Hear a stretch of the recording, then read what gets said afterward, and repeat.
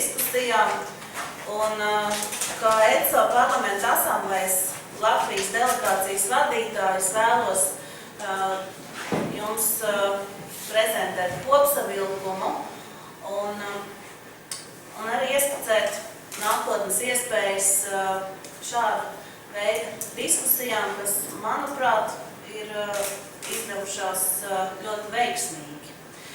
Tātad, nobeigumā sakot, konference ECO drošības kopiena no Vankūveras līdz Vladivostokai aplūkoja vairākus drošības riskus. Pirmkārt, vides izaicinājumus, tad arī pārrobežu drošība.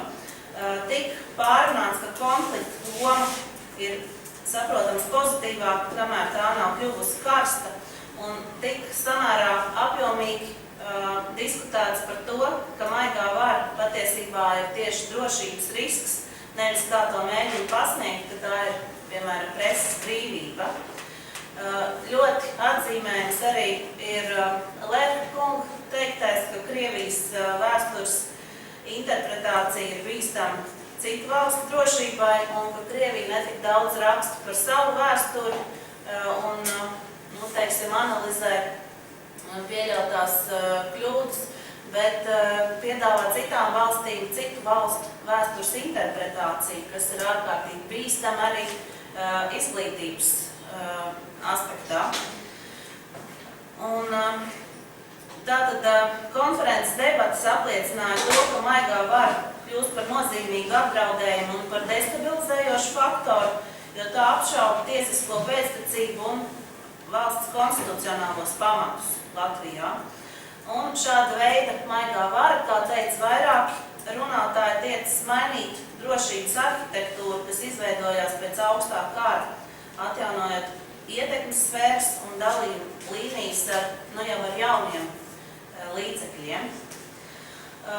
Ļoti būtiski tas, ka konferencē tika Kalniņa kunga un citu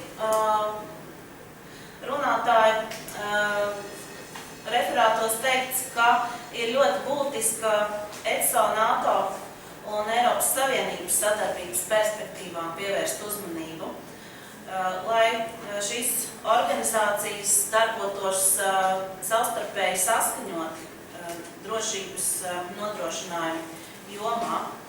Un galvenā uzmanība tika veltīta dažādiem pārnacionāliem draudiem, jauniem izaicinājumiem un nemilitārai drošībai Eiroatlantiskajā telpā. Var teikt, ka visi konferences dalībnieki kopumā atbalstīja domu, ka valstu savstarpējā uzticēšanās ir drošības un sadarbības pamats. Tāda īsta atbilde par to, vai ECO kā drošības kopiena ir realitāte vai ilūzija, atbild uz to mēs varam katrs pēc šodienas diskusijām secināt.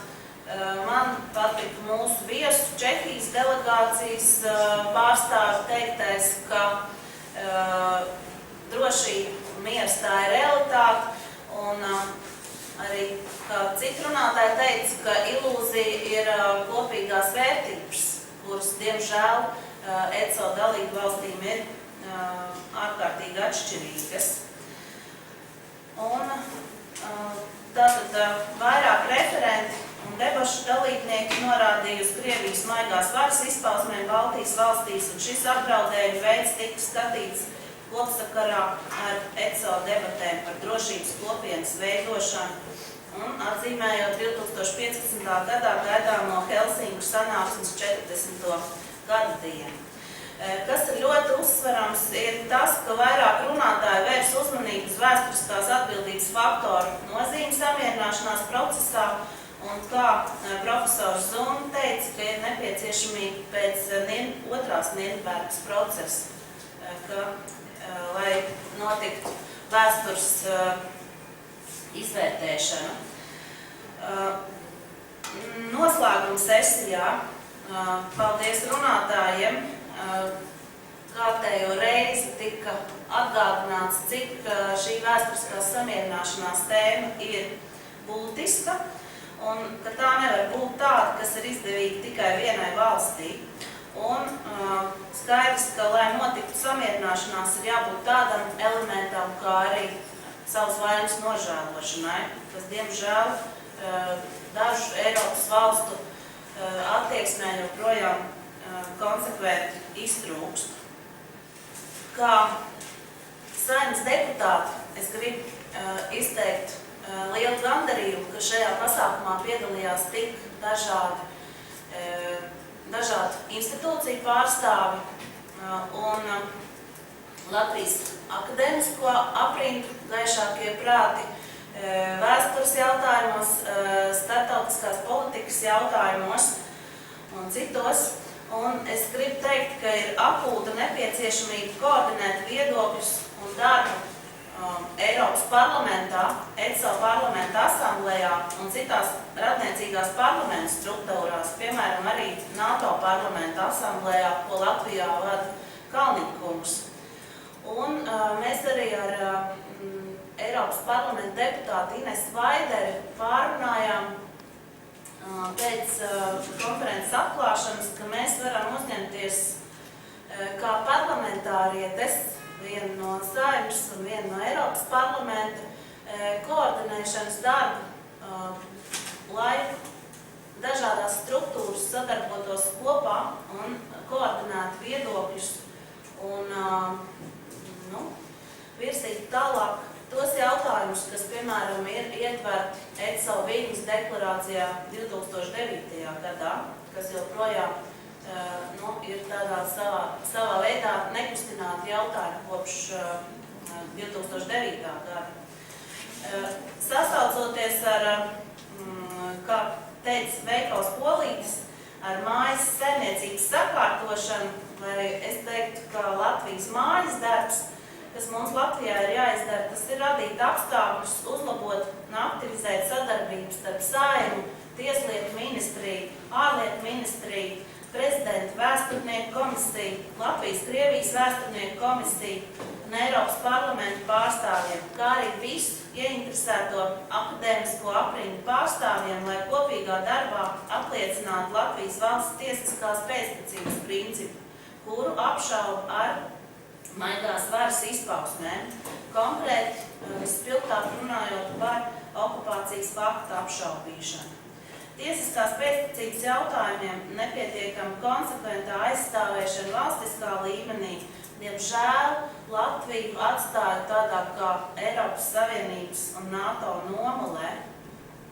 Un tāpēc ir vajadzīgs aktīvāks kopējs darbs un regulāras diskusijas, atkārtotas konferences, balstoties uz šodienas konferences pozitīvo piemēru.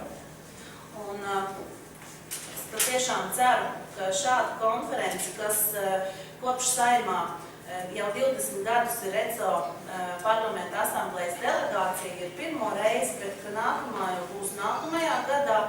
Un tā teikt, turēsim šo tematu aktuālu. Un es tiešām ceru uz sadarbību ar Eiropas parlamentu un uz sadarbību ar zinātnieku organizācijām, komisijām un arī ar Austrum Eiropas politikas pētījumu centru. Un gribu pateikt lielu paldies visiem šodienas runātājiem, kur uzstājās sesijās. Paldies arī diskutētājiem, pateicos moderatoriem. Liels paldies viesiem no Čehijas parlamenta, kura atrada iespēju tik intensīvā darbā, kā tas ir parlamentā, atbraukt uz Rīgu un pārstāvēt tātad vienu no centrāla Eiropas valstu parlamentiem un paust savu viedokli. Un es arī ceru, ka mums izveidosies ciešāka sadarbība ar Čehiju, kā tā saucamo līdzīgi domājošo valsti arī turpmāk parlamentu līmenī. Un liels paldies tulcēm, kuras strādāja.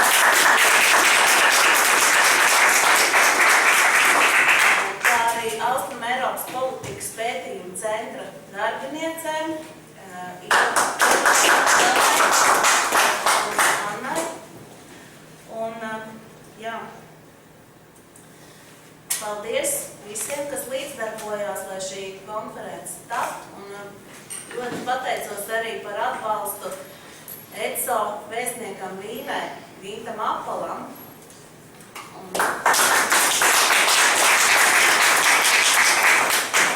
Un paldies visiem klātesošajiem un mūsu tikšanos nākamajā šādā konferencē. Jā, lūdzu. Es atvainojos, man ir pienākums vēl lūgt lūgumu no Vīnes pašās beigās.